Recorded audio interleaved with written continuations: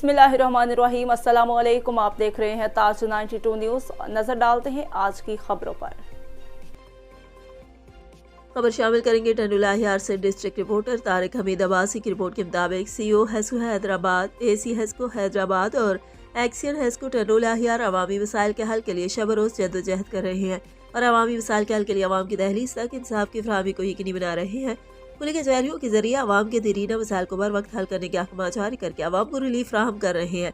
हमारी टीम एक्सियन की क़यादत में 100% रिकवरी को यकीन बनाने के लिए भरपूर काम किया जा रहा है। इन ख्यालात का इज़हार आरओ हेस्को टंडुलाहियार अदील इकरार हुसैन कुरैशी ने मुत्तहिदा इत्तेहाद अब्बासी इंटरनेशनल के मरकजी राब्ता सेक्रेटरी और सीनियर सहाफ़ी अब्दुल हमीद अब्बासी से अपने ऑफिस में गुफ्तगू करते हुए किया।